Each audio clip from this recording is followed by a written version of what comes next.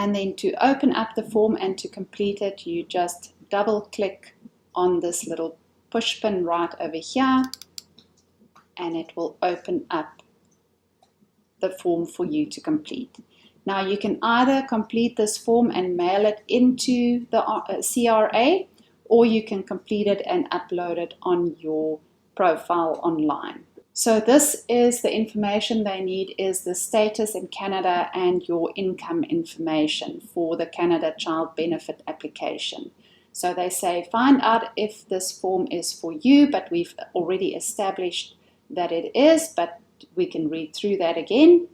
Fill out this form if any of the following situations apply. You, your spouse or common law partner, if you have one, or both of you became a resident of Canada, for example, a newcomer to Canada or a returning resident of Canada in the last 2 years.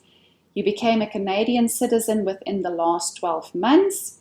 You are defined in the Immigration and Refugee Protection Act as permanent resident protected person or temporary resident who has lived in Canada for the previous 18 months. So this temporary resident is if you are on a study permit or a work permit.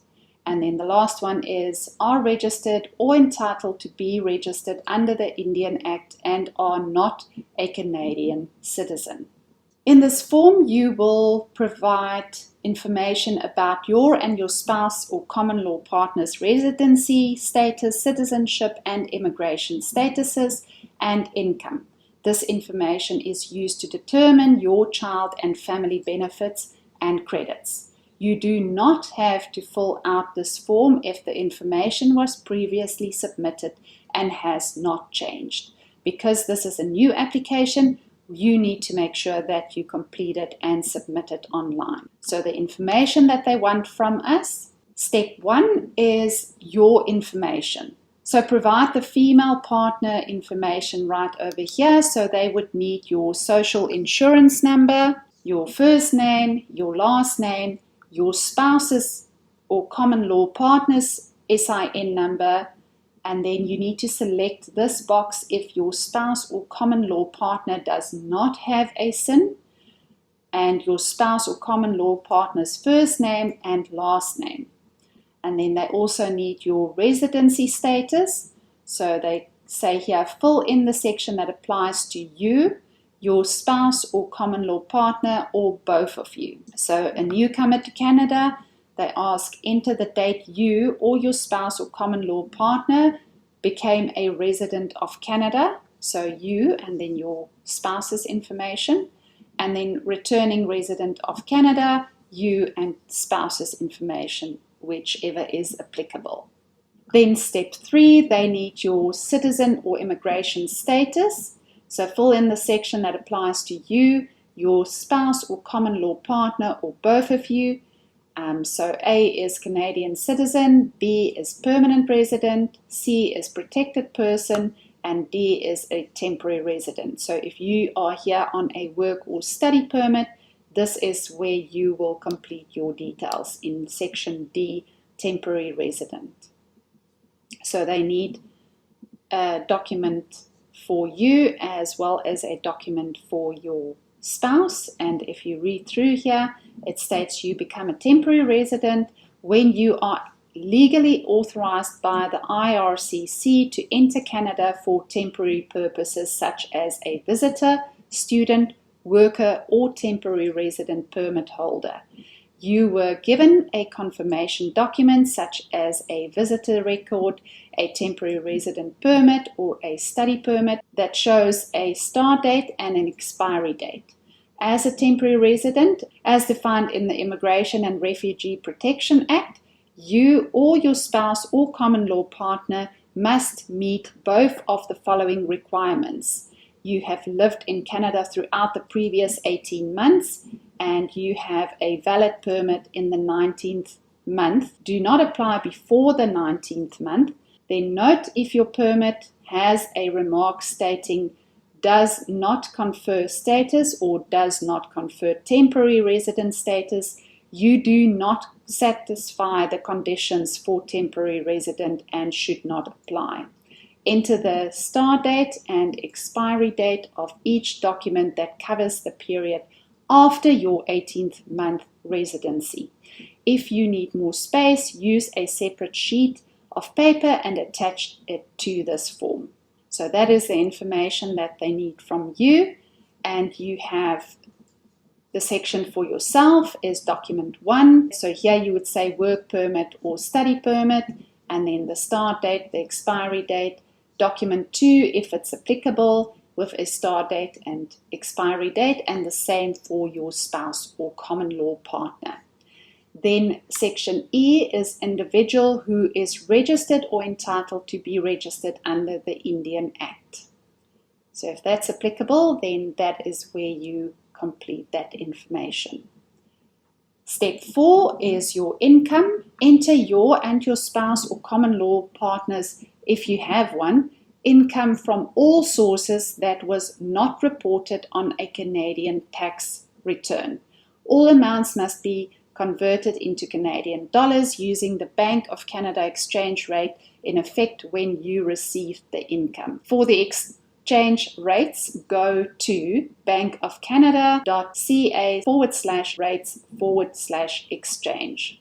F0 if you had no income. If you are an individual who is registered or entitled to be registered under the Indian Act, you can read all of that.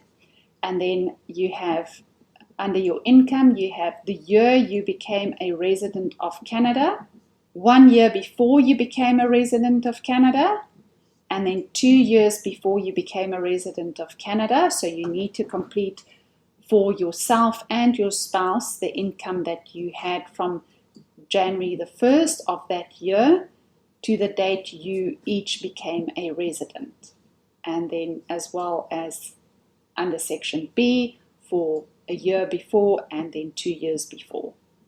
And once you've completed all of that, you need to sign this document.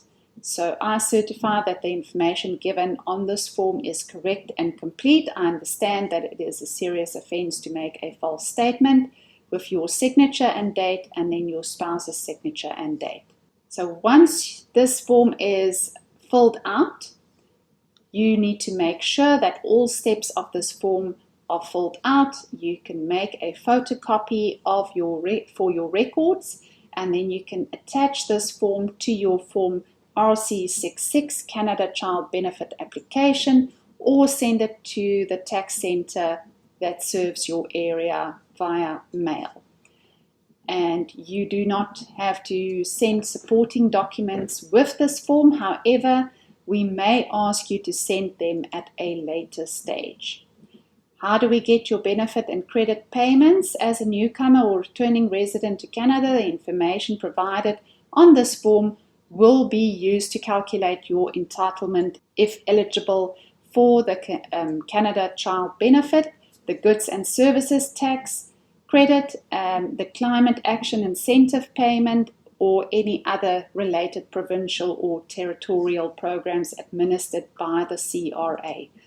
Now, you might have heard that there are various provincial or territorial programs as well. And once you register for the CCB, you don't need to re-register for the provincial benefits as well, as the CRA will check where your residence is and then complete that automatically. To continue receiving benefits and credits, you need to do your taxes on time every year so that the CRA can calculate your payments even if you had no income in the year. You just return a zero tax return. But you have to continue receiving these benefits, you need to make sure that you submit your tax return every year. If you have a spouse or common law partner, they also need to do their taxes every year. Make sure your personal information is up to date with the CRA, as this could affect your payments. If your spouse or common law partner is a non-resident of Canada, the CRA needs their income information for each year or part of a year they were a non-resident of Canada to determine your child and family benefits and credits. You can provide this information by filling out Form CTB9, income of non-resident spouse or common law partner, and you can mail or fax it to them or submit it electronically via your profile online.